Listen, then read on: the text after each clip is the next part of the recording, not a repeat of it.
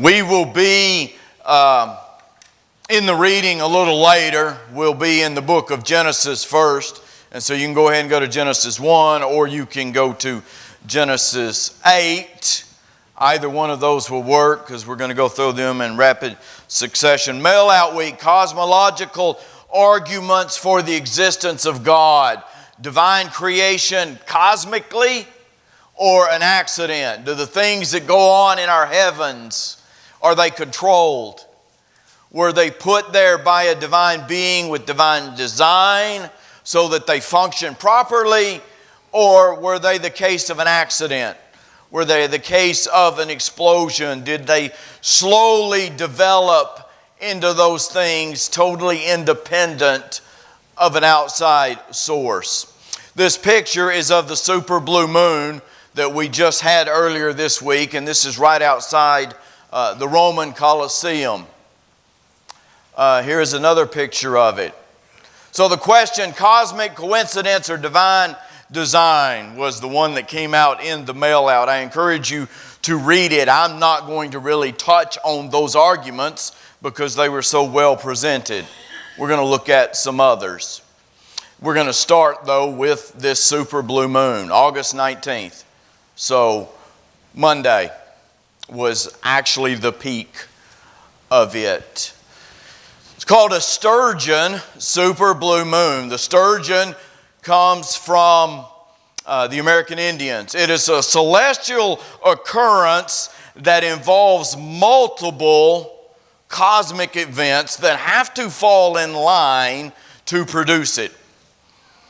The sturgeon moon is a reference to the fact that it falls in the month of August, named by Indians in the northeast region of the United States because of the sturgeon running. And so it was connected to the fact that it brought about another phenomenon in our world that they used to survive. The term super in the name refers to a full moon within 90% of the closest point the moon ever gets to Earth. Remember, it travels in an elliptical orbit. It is not round. It is kind of egg-shaped or like an ellipsis. So there are times that it is closer to Earth in the year than there are other times.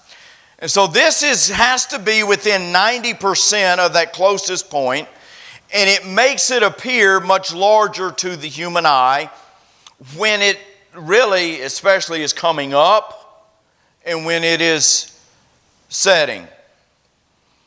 The definition of a blue moon is twofold. It can be a second full moon in the same month. That's a monthly blue moon. Or it can be a seasonal blue moon where you have 3 or 4 full moons in the same season. Just for a side note, if you're interested in looking for them, there are 3 more supermoons this year. This year happens to have full moons that are falling at that moment when the moon is the closest to the earth. They're in September, October, and November. So they're stacked. Average time between this week's phenomenon, a super blue moon. The average time is about 10 years. The next one is not going to be until March of 2037. So a little longer than that 10-year. They're not always sturgeon. They're not always in the month of August. But here's something super interesting. The last one, the last super blue moon, was also a sturgeon moon, and it was last year. So back-to-back years with this phenomenon in the exact same month. Like the full eclipse in the article that we had in April, what we have is a world full of scientists that set aside all of their laws, all of the principles they use to govern their research, and they're determining scientific results, they set them aside, and they want us to believe that these cosmic phenomena are accidental. Now then, really? Really? Something that has to be that precise, down to the perfect angle, the perfect size, the perfect distance between those two things, in the case of the eclipse, the sun and the moon, and the distance between the earth and them, all of these things are accidents. They're all randoms. They all came about as the result of an explosion that placed everything just perfectly. And if you remember back earlier in the year when we were talking about explosions blow apart, explosions destroy, explosions do not create.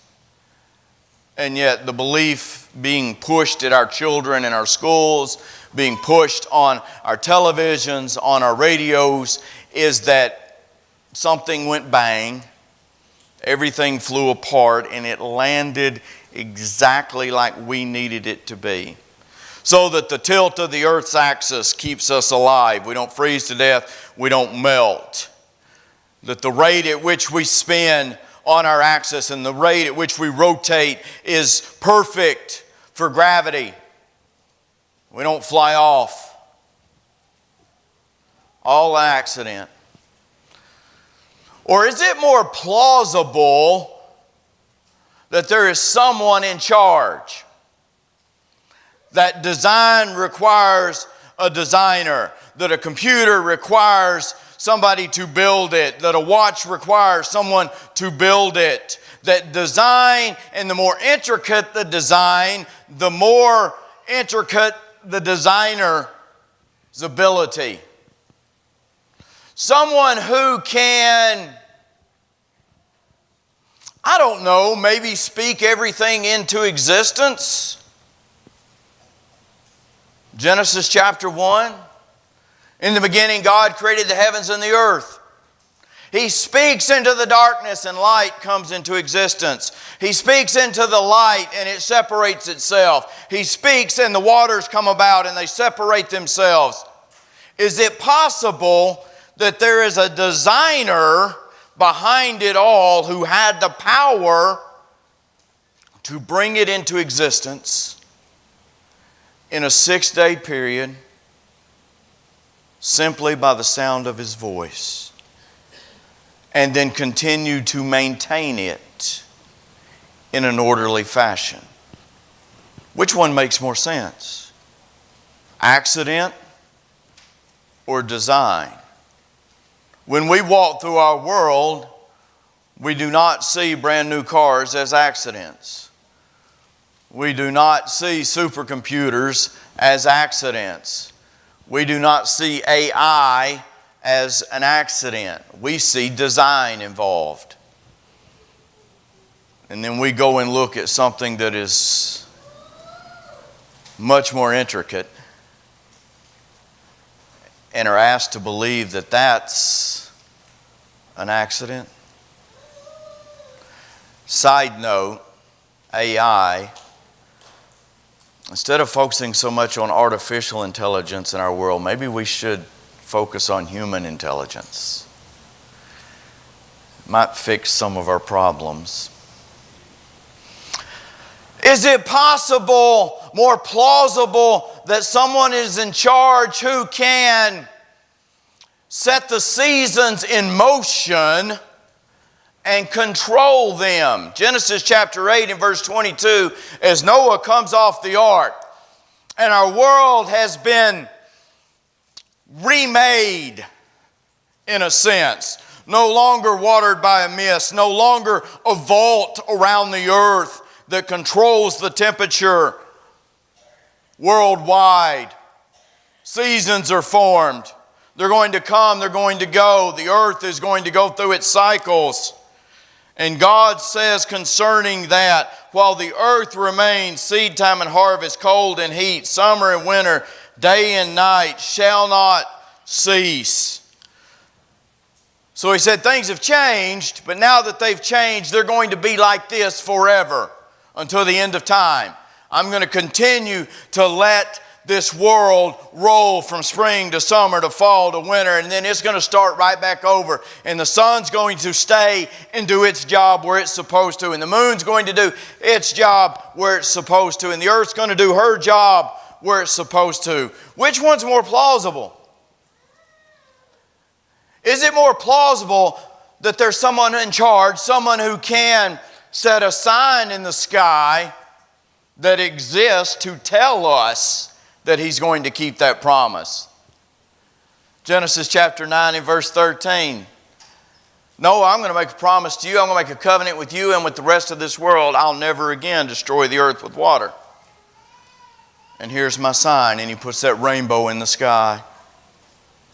And it continues today to remind us that God's hand is actively involved in maintaining our world. In Him we live and move and exist and have our very being, and everything around us is designed to His glory to maintain us, to give us the perfect place for us to live. So which makes more sense? Accidents that defy the laws of science or design from the beginning? We have to weigh the evidence. And when we draw a conclusion, we have to be able to defend that evidence to those who ask. We're going to look at two other cosmic events. This is where the text is going to come in. We're going to be in Joshua chapter 10, and then we're going to be in 2 Kings. Cosmic events for which there cannot be a natural explanation.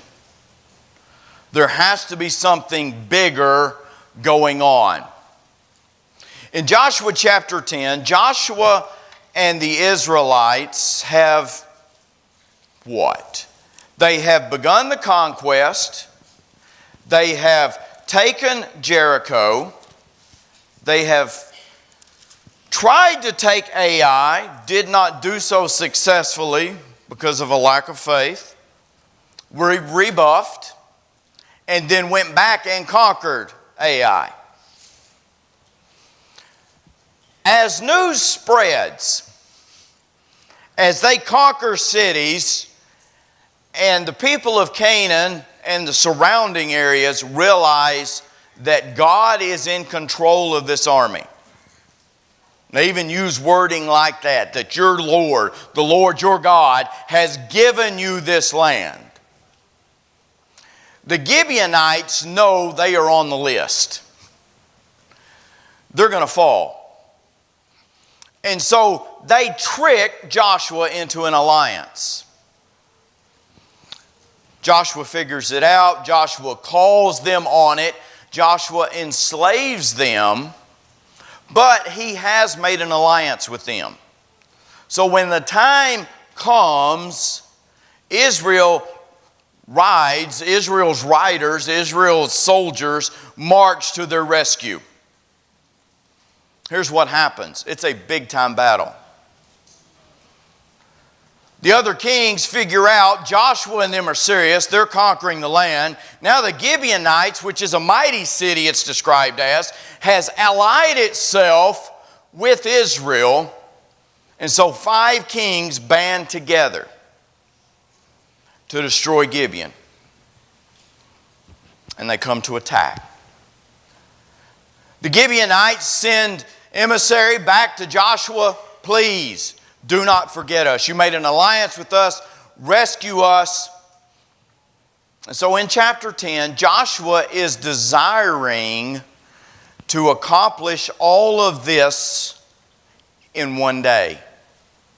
He wants to handle this quickly. He wants to defeat these 5 kings, and so he prays for a miracle. Then Joshua spoke to the Lord in the day which the Lord delivered up the Amorites before the sons of Israel. And he said in the sight of Israel. So Joshua does this where the people can hear the prayer and know when God responds to it. O sun, stand still at Gibeon, and O moon, in the valley of Ajalon. So the sun stood still and the moon stopped until the nation avenged themselves of their enemies. Is it not written in the book of Jashar? And the sun stopped in the middle of the day, and it did not hasten to go down for about a whole day. And there was no day like that before it or after it, when the Lord listened to the voice of a man, for the Lord fought for Israel. Then Joshua and all of Israel with him returned to the camp to Gilgal. The God of creation stalls time. Now, the atheist, the agnostic, the unbeliever wants to say, well, this is the first recorded eclipse in history. What eclipse do both the sun stop where it's at, the moon stop where it's at, and they stay there for almost a whole day? All right, this is not an eclipse. All right. So God has stalled time, so that Joshua can get everything accomplished that he needs to in this single day, that he can deal with these 5 armies. This battle will be decided, and then he can go on the next day and do the cleanup, take care of the kings. It's a super cool story. It is something that blows our minds because, we'll get to it in a minute, because of everything that has to happen perfectly for this to not be a disaster. We'll come back to that in a second. But what's even more cool about it is God is going to one-up himself in the story of Hezekiah. God is going to one-up making the sun stand still. Go to 2 Kings chapter 20.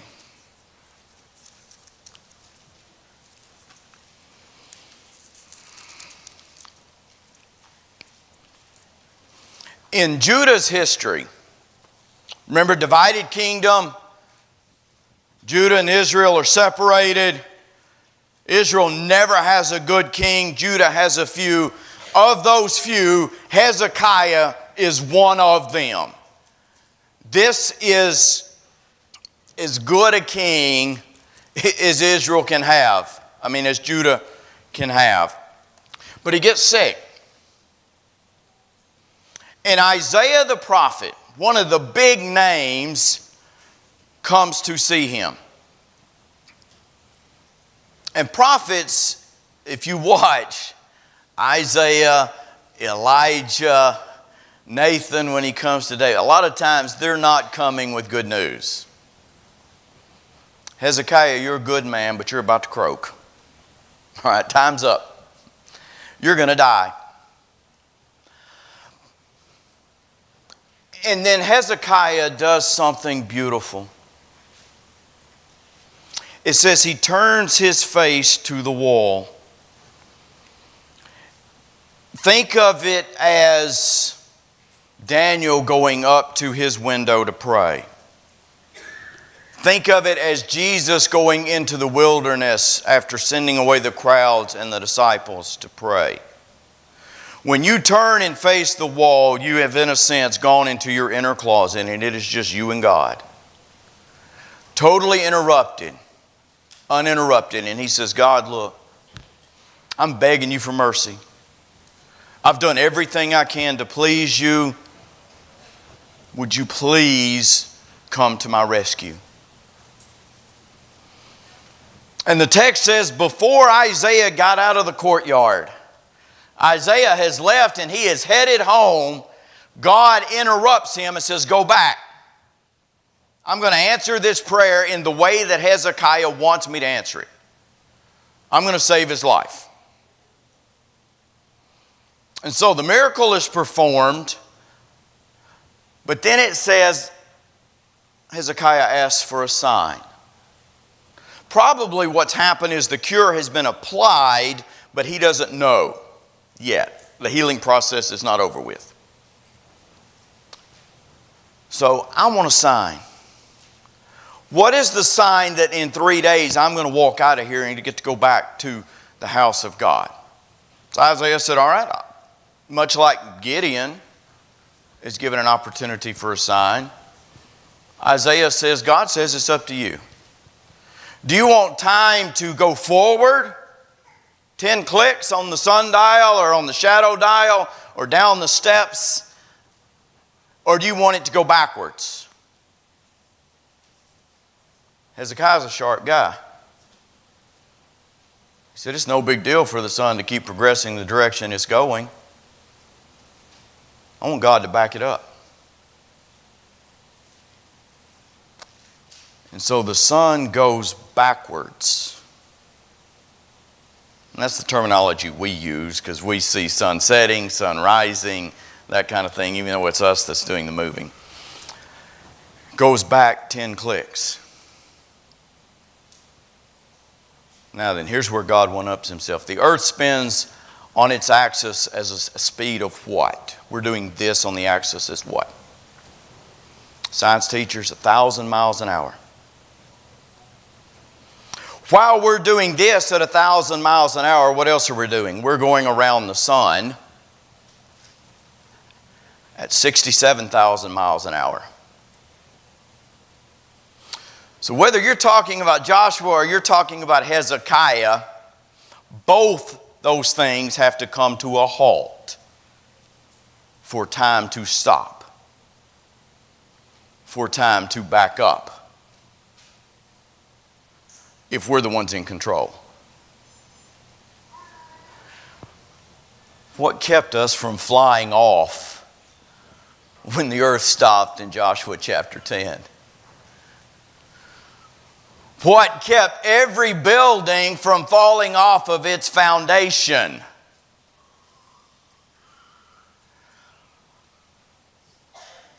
What kept us from flying off for reals when it stopped and then went backwards? Think of centrifugal motion. Think of directional force. Think about when you're in your car and someone pulls out in front of you and you slam on your brakes and your body continues to move forward against that seatbelt. All right, now imagine doing it at 1,000 miles an hour in one direction, 67,000 miles an hour in another direction, and it not only stopping, but then immediately going back the other direction.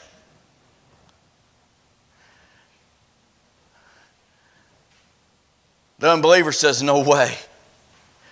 No way, it's a real event.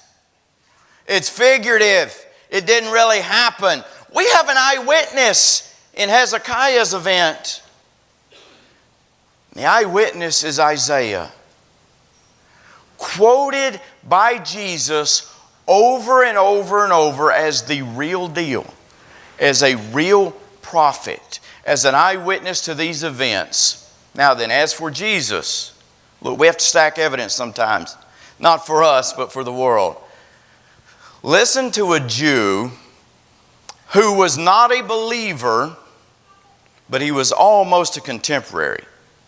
Josephus was born just a few years after Jesus dies, and he writes a history about the Jewish people. He has no reason to make up stories. He's not a Christian. He has no reason to record the following if he did not have the evidence for it. And listen to what he says. There was about this time Jesus, a wise man, if it be lawful to call him a man, for he was a doer of wonderful works and a teacher of such men as received the truth with pleasure. He said, I'm not even sure you can just call him a man. He said there was something else going on there. He did some wonderful things. He drew over to him both many of the Jews, many of the Gentiles, he was the Christ. When Pilate, at the suggestion of the principal men among us, had condemned him to the cross, those that loved him at first did not forsake him. And quoted as fact, he appeared to them alive again the third day, as the divine prophets had foretold. These and 10,000 other wonderful things about him. He is establishing the credibility of the Son of God as the Son of God, as the one of prophecy, as the Messiah, as a miracle worker. Tribe of Christians, so named for him today, are not extinct at this day. There's where you can get that quotation in Josephus' writings in the Antiquities of the Jews. The point: Josephus, a non-believer, understood Jesus to be more than a man. He understood him to be a prophet. He understood him to be a miracle worker. And that man, not a lunatic, not a liar, that miracle worker, that Son of God, quotes Isaiah as a true prophet who was there for Hezekiah's moment. Eyewitness to the event. So back to the question, what kept earth from stripping her gears? When God goes from full speed ahead to reverse for 10 clicks. What kept us on our feet? What kept it from destroying everything? For us, impossible. For the one who put things in motion, easy peasy. Science cannot explain how these things came to be. You look around this world, science cannot explain this to us. Without postulating myths that violate their own rules, violate their own laws. The more sensible, the easier solution, conclusion is to take the evidence that points to design and look for a designer. And see if the evidence of the design fits the evidence of the designer. And without fail, every time, God withstands the test. Our faith is not blind. It is not shallow. It is not based on myth. It is based on the evidence. And that is the same God that created, who died for us so that we can have a relationship with Him. If you need to know more about how to develop that relationship, how to obey the gospel, if you want to know more about the evidences for God, please let us know. If you've developed faith and you're in a position where you need to repent of your sins, confess Jesus as the Son of God, and be baptized for the forgiveness of those sins, that invitation is extended to you now as we stand and sing.